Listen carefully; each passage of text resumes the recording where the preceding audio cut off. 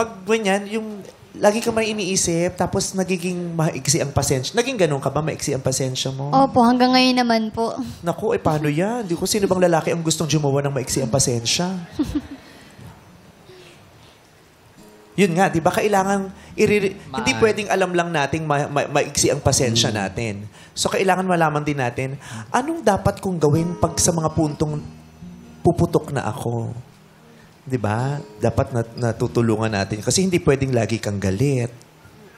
Although, normal namang nagagalit, pero kailangan na po proseso din natin kung paano tayo magagalit at anong gagawin natin sa mga pagkakataong nagagalit na tayo. O kung paano natin maiiwasan yung outburst ng galit, yung sobrang galit. May pelikulang ganyan, anger management. Yeah. Minsan kumakanta siya.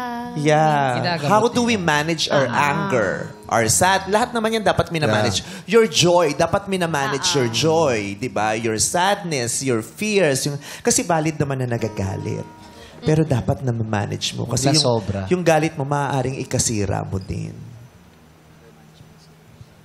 Yun po ang kulang sa akin, yung control po. Hindi ko po talaga makontrol yung sarili ko pag nagagalit po ako. At dahil doon, sinong nakipaghiwalay? Ako po. So feeling mo yun ang dahilan, yung magagalitin ka, Hindi po, may naging problema na po talaga kami. na About po sa amin. Yung pinakamabigat na po yun. Kaya po, nagdesisyon na rin po kami na maghiwalay na ano talaga. yun? About po nga sa barkada po. Yung sa barkada.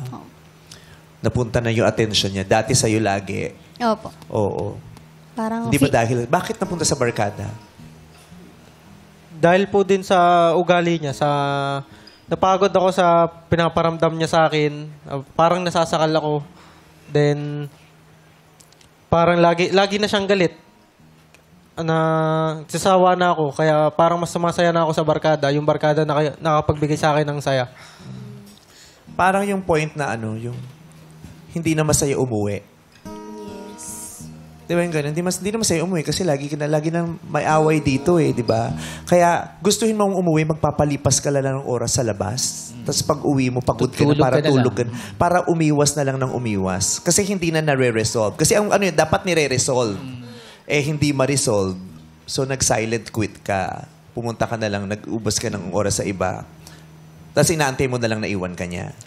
Hindi niya talaga kasi maintindihan yung pinoprove ko lagi sa kanya na pagkatiwalaan niya ako, wala man akong ginagawang masama, nagsasaya lang ako, nag-e-enjoy lang ako.